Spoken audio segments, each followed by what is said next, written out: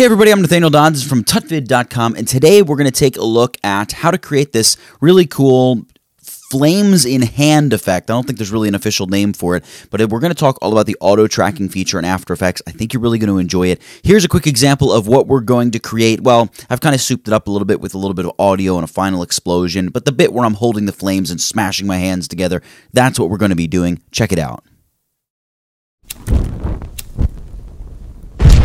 So there you have it. Pretty cool. Like I said, we're going to talk mainly about the auto tracking, but it's really how you kind of get off the ground when you're working with an effect like this. We're going to take a look at it right here and right now. So let's jump into After Effects and take a look at it.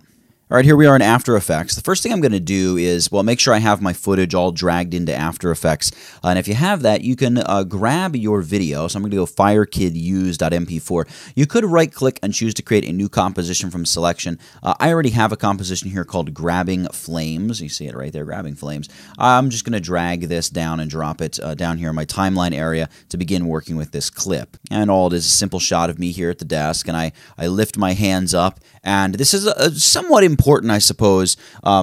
As powerful as the auto tracking tools are in After Effects, you really want to have some kind of defined object in your footage because After Effects kind of wants something to latch onto as it's trying to do the auto tracking. If you just do kind of a nondescript, just blob of gray out here in the middle of my jacket, it's not going to work as well if we were to try to latch onto, let's say, the very edge of my cap, or in this case, I'm holding up these brightly colored marker caps because I know that it'll give After Effects something to really grab onto. And I also know that these are not going to disappear off frame. They're going to be on frame for the duration of the flames that I want to track. So you want to try to set your shot up if you can, if you know that you're going to auto track, by putting something in there that you know is going to be there for the duration of your shot, something that After Effects can say, look, track that bright orange cap, and we're going to latch these flames onto that area. As a side note, sometimes you'll see in like major production houses, gaming, things like that, they'll have models come in or their actors come in and they'll put these like bizarre looking suits on. They got ping pong ball looking things all over them.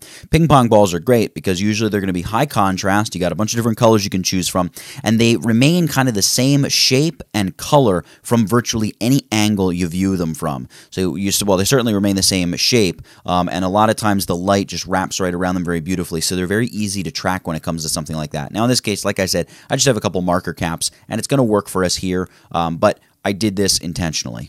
So let's go ahead, before we actually do the auto track, get our flames into the video and take a look at them.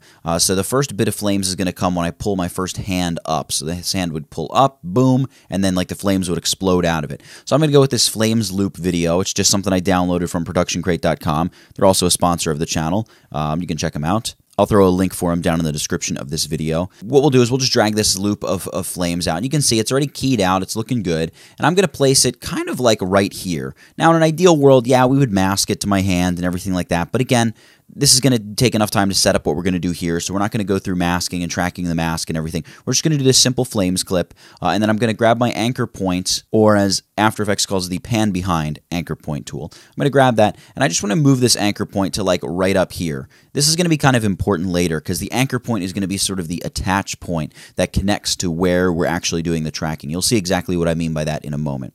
So we got our first bit of flames, and then the second bit of flames will come in over here. So we'll drag our flames loop number 2 and drop it down here. And what we'll do here is I'm going to grab my move tool, so that's just the black arrow up here in the top left. I'm going to drag the whole flames clip over, and I'm going to lift this one up a little bit, maybe move it over, kind of something like that. You can also, by the way, grab the rotate tool if you want to throw a little rotation on these flames one way or the other. You think it'd look cooler if there's a little slant on it. Hey, why not? You know, throw it in there. Once more, we'll grab the pan behind tool. We'll grab that center anchor, and I'm going to drag the anchor point up to about right here.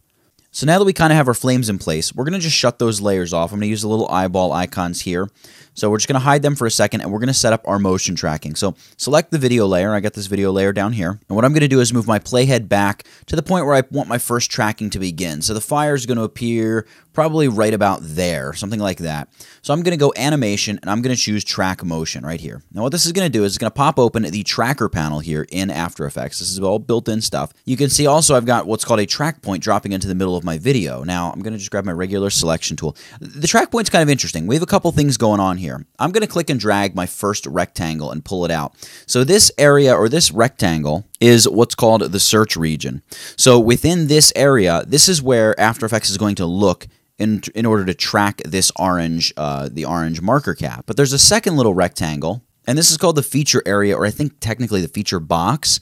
After Effects will look for the stuff within this box within the search area. So the reason the search area generally is going to be bigger than the feature box is because from frame to frame, you can see my hand moves a little bit. So After Effects needs to have some leeway in terms of, all right, where should I look for the next bit of orange marker cap that I'm going to need to track. So once we have this, the little plus is the attach point, but we'll move that in a minute. I'm going to click this box. It's going to give me this zoomed in loop, and I'm going to place the X right on the top, like the highest contrast point I can find there on the marker. And you can even do it like on a repeatable point. So you go like top corner, and that way if you have to move this manually, you always, you can sort of come back to that point and know that it's going to work. And now I'll expand the feature box to pull it out to about there. And maybe I'll make the search area a little bit larger. And then we can click and drag the attach point. I want the attach point to be like down here. Remember, this attach point is where that anchor point on our flames is going to end up lining up. So I want the flames to make sure I cover the hand and the marker cap sticking out of the top of my hand. All right, at this point, we can do a couple things. We have these analyze buttons. Now, the analyze buttons on the very far left and far right, they will analyze one frame backward or forward. So if we go backward and I press this once, it's going to move backward and also attempt to auto track our motion backward one frame. You can see it's starting to do something there. Let's auto track backward again as it's going to attempt to follow this marker cap down. See how it's automatically tracking that top corner of the marker cap? Let's try auto tracking one more backward.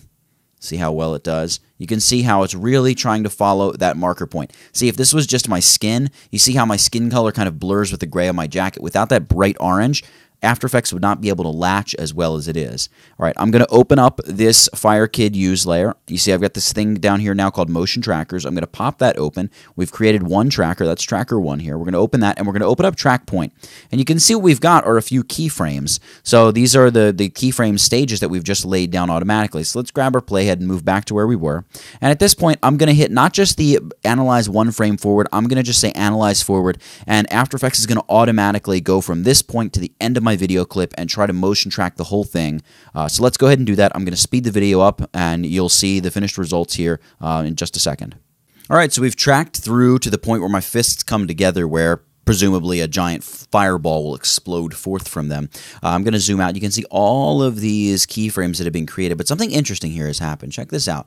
We can see the box with the tracking following, and as soon as my hands come together, despite the fact that we have that orange little marker tip, auto tracking just is not able to follow it. You see that? And as soon as the orange marker gets out of the search area, well, guess what? All bets are off. So here's what we're going to do. We're going to back it up to the point where it kind of stopped tracking. It's tracking. I'm going to use Command and the right arrow key, or that'd be Control and the right arrow key on Windows, to just nudge down the timeline a little bit. So you can see there we have a motion track point. There we have a motion track point. But up until there, we can just select all these keyframes and hit the delete key. Hit the delete key to get rid of them. And we're just going to do this manually until my hands come to a stopping point where they would come together. I don't need to worry about motion tracking beyond that because the whole screen is going to be full of fire at that point. So I'm going to hit Command and the right arrow key to move up one frame, and you can just literally click and drag and just say, you know what, we're going to try to align with that top corner of the marker again. Hit the Command key and the right arrow key once more, try to align that little X with the top left corner of the marker cap, and just go through. You know, is it ideal? Probably not, but it's really not that painful either. You can just go in and track it to your heart's delight. And we'll make it so it just kind of works here. We're only going to go a couple frames past here where my hands, well, I thought my fists came together, but maybe not quite. They sort of come together. All right, so something like that should work. I'm going to zoom out a little bit. And you can see here that we have all that moving around happening up there, and then voomp, as my hands come together, the flames are going to track. This is just the one tracker for the flame here on the left side of the frame here. So let's talk about how to attach all of this tracking information to the flaming loop, the flaming clip. So I'm going to come over here and I'm going to turn the first flames loop back on, and we should see some flames popping up here. If we don't see flames, that's just something After Effects does. You can double click on this, and this will bring us into the video clip, and when I close it, you can see, hey, lo and behold, look at what we've got.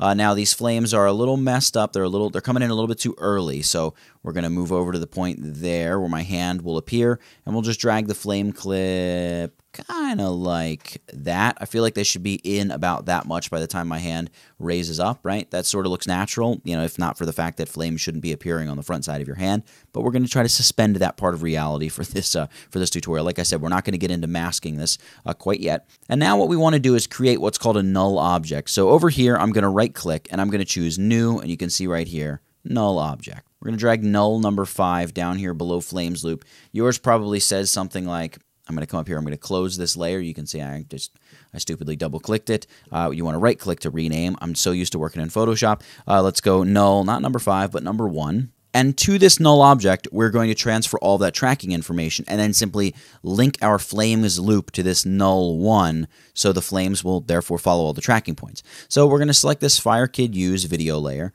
We can come over here to our tracker panel. From motion source, we're going to go with our FireKidUse.mp4. This is where we've created that tracker number 1, right? And you can see there's the tracker on screen. Cool. What I want to do is come down here and choose the Edit Target. So we want to change the target here from Flames Loop 2 to Null 1. We want to send these points over to Null 1. So we're going to hit OK, and then I'm going to hit the Apply button.